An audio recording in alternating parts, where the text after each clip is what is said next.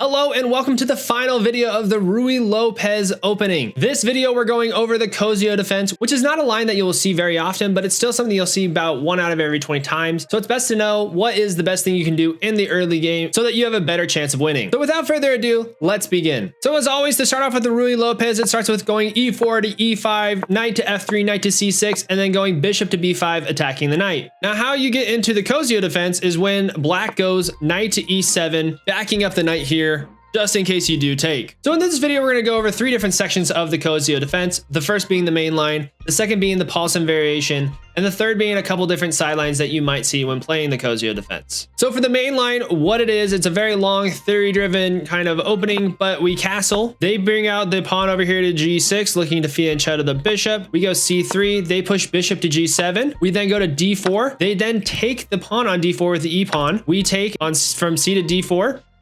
And they push d5, and we take the d5, attacking that knight. They'll then take with the knight here, no longer defending this piece, and we go rook to e1, threatening the king, causing the bishop to come out, and then we attack the queen once more, picking the bishop over here to g5, fortified by that knight. Queen will drop down to d6, and we develop our knight right here to d2. Black then castles. We go knight to e4, they go queen to b4, attacking that rook and also attacking the b2 pawn and the b5 bishop. We take the knight on c6.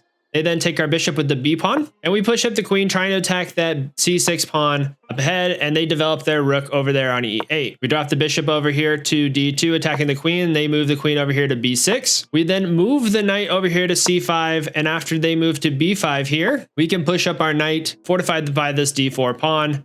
And after they go in rook b8, we see that we're all developed here. White's got a slight developmental disadvantage, but white is up half a point and is looking to capitalize that in the game moving forward. So before we move on to the next variation, if you could drop a like on this video, I would be super grateful, as it helps me with the YouTube algorithm and all that jazz that you hear from every other YouTuber. And I won't bore you anymore with the details, but let's just move on to the next variation. The next variation is the Paulson Variation. It goes as follows. After going to the Cozio Defense, we push up knight to c3, and after they start to fianchetto the bishop, we push up directly to d4. After taking, we move up the knight here to d5, and after they fianchetto the bishop, we develop our bishop on b5, making sure that this knight doesn't want to move because it's now pinned to the queen. After black tries to get rid of the bishop, we then push the bishop up, attacking that bishop. And after that, we take the bishop here on f6, putting the king in check. They have to move.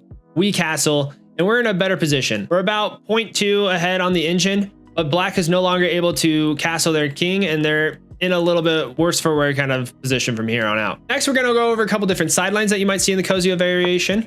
So after they go into that, we go into knight to c3, and they go knight to g6.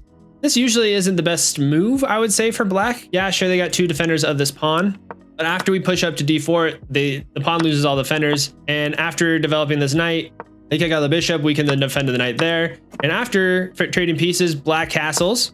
We go bishop to e3, they go d6, we castle ourselves, and white is up more than half a point at this point. So we can take here, we can continue developing the bishop, we control the center of the board, and we're way more developed than black is at this point. Another sideline is, after going to the Cozio Defense, we go c3, instead of going knight to c3, and after they try fianchetto, we just castle right away. They fianchetto the bishop, and we strike the middle, trying to take control of it for ourselves. At this point, we're still up 0.7 from the last sideline variation. Still better for white. And the last sideline variation we're going to want to look over is we go c3, they go d6.